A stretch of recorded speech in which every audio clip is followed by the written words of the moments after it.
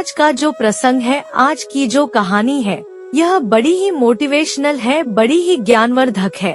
प्रिय दर्शकों, एक कौवा ने कौवी को बताया कि इन 4 लोगों की कभी मदद नहीं करना चाहिए, नहीं तो साथ लेकर मरते हैं। प्रिय दर्शकों, कहानी शुरू करने से पहले अगर आप हमारे चैनल पर पहली बार आए हैं तो चैनल को सब्सक्राइब करें, बेल आइकन ऑन करें, अच्छे कमेंट किया करें ताकि हर आने वाले वीडियो का नोटिफिकेशन सबसे पहले आपको मिले और प्रिय दर्शकों आप उसका फायदा उठा सकें। तो शुरू करते हैं आज की यह प्यारी सी कहानी, यह प्यारा सा वीडियो। प्रिय दर्शकों, प्राचीन समय की बात है। किसी जंगल में एक कौवा और कौवी का जोड़ा रहा करता था।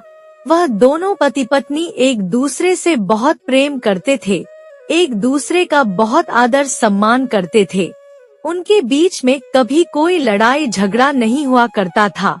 प्रिय दर्शकों, कौवा हर दिन जंगल में जाता और दाना पानी लेकर आता। कौवी भी अपने पति कौवा का बहुत आदर सम्मान करती थी। प्रिय दर्शकों, इस प्रकार बड़े ही सुख से उनका जीवन व्यतीत हो रहा था। उनके जीवन में किसी प्रकार का कोई दुख नहीं था। दर्शकों, एक दिन की बात है। कई समय से जंगल में बारिश नहीं हुई थी। जंगल में सूखा पड़ चुका था। आसपास के सभी पेड़ पौधे सूख कर झड़ चुके थे। अब जंगल के जानवरों के लिए खाने के लाले पड़ रहे थे। किसी को भोजन नहीं मिल रहा था। परंतु प्रिय दर्शकों, कौवा और कौवी ने अपना भोजन पहले से ही जमा करके रखा था, क्योंकि कौवा हर दिन जंगल में जाता था और मेहनत करके दाना पानी लाता था, जिस कारण उनके पास पर्याप्त भोजन था। उनके घोंसले में भोजन की कोई कमी नहीं थी। यह बात जब आसपास के पक्षियों को पता चलती है कि इस कौवा के घोंसले में बहुत दाना पानी है, तो उनमें से एक तोता उड़ता हुआ आता है और कौवी से कहता है कि बहन, हमें बहुत भूख लगी है, कुछ खाने को हो तो हमें दे दो। हमें पूरे जंगल में कहीं भी दाना पानी नहीं मिल रहा है, हम भूख से मरने वाले हैं। तब प्रिय दर्शकों, वह कौवी अपने घोंसले में से दाना पानी उठाकर और उस तोते को देने लगती है। वह एक बार दे देती है तो तोता लेकर चला जाता है, परंतु कुछ समय बाद वह तोता फिर लौट कर आता है और कौवी से और दाना पानी लेकर चला जाता है। इसी प्रकार वह तोता कुछ देर बाद फिर लौट कर आता है और कौवी से कहता है कि बहन, मुझे थोड़ा और दाना पानी चाहिए।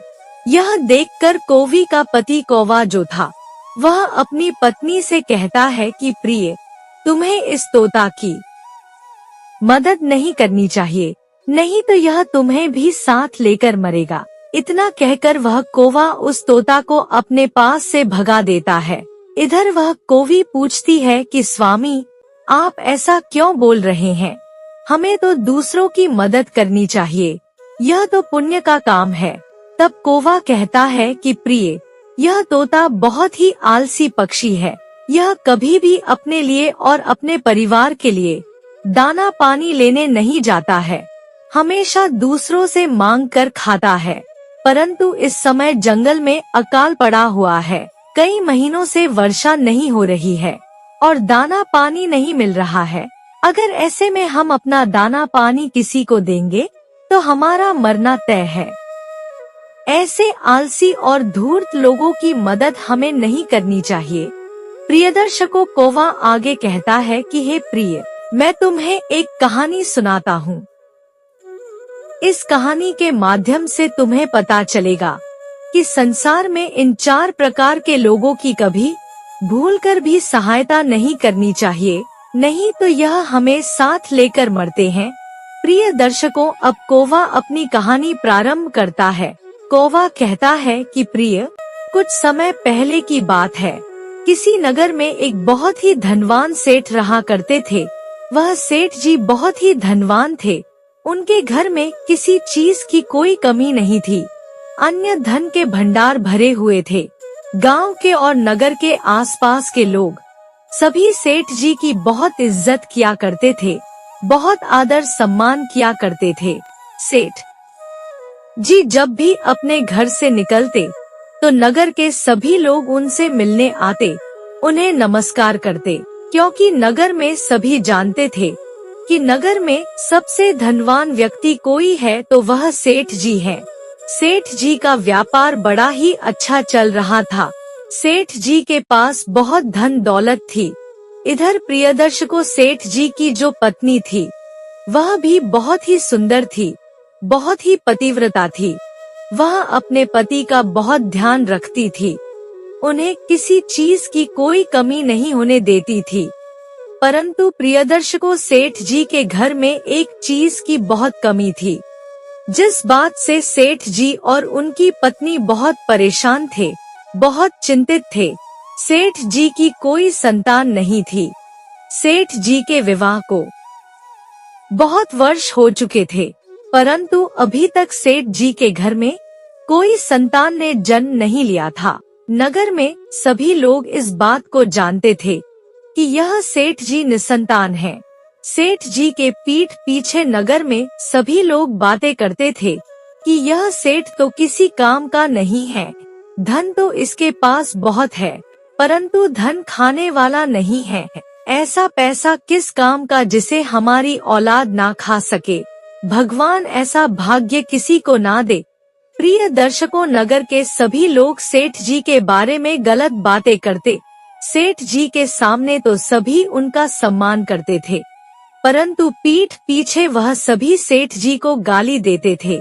सेठ जी को यह बात पता थी कि नगर में सभी लोग हमारे बारे में गलत बातें करते हैं। इस बात से सेठ जी और उनकी पत्नी बहुत दुखी थे।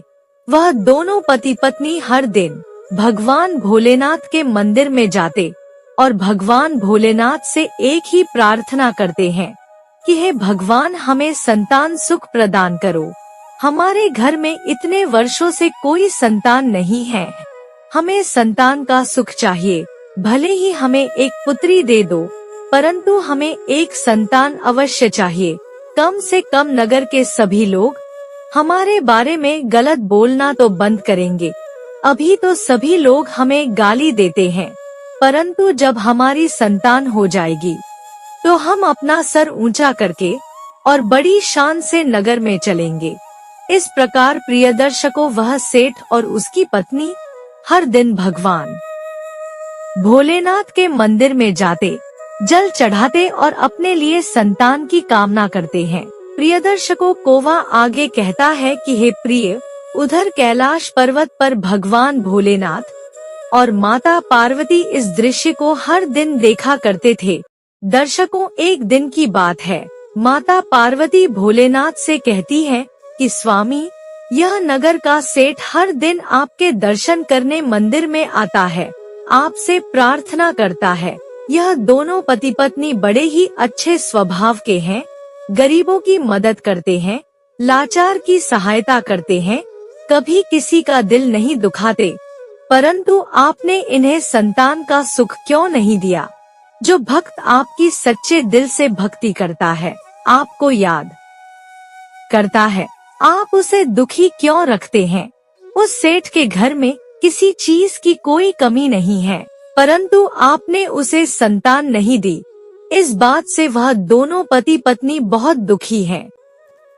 नगर में सभी लोग उनका मजाक उड़ाते हैं, उन्हें गाली देते हैं, परंतु आप अपने भक्त को खुश क्यों नहीं करते?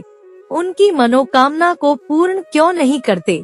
तब प्रिय दर्शकों, भोलेनाथ कहते हैं कि हे पार्वती, तुम चिंता ना करो, इस सेठ के भाग्य में पुत्री सुख लिखा हुआ है और इसके घर में एक बहुत ही सुंदर कन्या जन्म लेगी, परंतु उस कन्या का विवाह एक मुर्दे के साथ होगा। भगवान भोलेनाथ की ऐसी बातें सुनकर माता पार्वती चकित रह जाती हैं और कहती हैं कि भोलेनाथ, यह तो बड़ी विचित्र बात है कि एक कन्या का विवाह एक मुर्दे के साथ किस प्रकार होगा, परंतु जो भी हो, आप उसे संतान का सुख प्रदान करिए। उसे इस प्रकार दुखी अब हम और नहीं देख सकते। दर्शकों, धीरे धीरे समय बीतता है और सेठ की पत्नी अपना गर्भ धारण करती है। यह देखकर सेठ और उसकी पत्नी बहुत प्रसन्न थे कि अब हमारी संतान आने वाली है। अब नगर में कोई भी हमें गाली नहीं देगा, हमारे बारे में गलत नहीं कहेगा। इधर पूरे नगर में भी यह बात फैल जाती है कि सेठ के घर में संतान आने वाली है, सेठ की पत्नी गर्भवती है। प्रिय दर्शकों, धीरे धीरे 9 महीने व्यतीत हो जाते हैं और सेठ की पत्नी एक बड़ी ही सुंदर कन्या को जन्म देती है। कन्या को देखते ही सेठ बड़ा प्रसन्न था। सेठ की पत्नी भी बहुत खुश थी। सेठ अपनी पुत्री को बहुत प्रेम करता है, बहुत प्रेम से पालता है और उसका नाम चंद्रप्रभा रखता है। अपने घर में संतान आने की खुशी में सेठ पूरे नगर को दावत कराता है, बहुत स्वादिष्ट पकवान बनवाता है और पूरे नगर में सभी को भोजन खिलाता है। प्रिय दर्शकों, कौवा आगे कहता है कि हे प्रिय, इस प्रकार नगर के सभी लोग अब अपने सेठ से बहुत प्रसन्न थे। अब वह सेठ के आगे भी उसकी इज्जत करते हैं और सेठ के पीठ पीछे भी उसकी बहुत इज्जत करते हैं। यह देखकर सेठ बड़ा प्रसन्न था। सेठ के जीवन में अब किसी चीज की कोई कमी नहीं थी।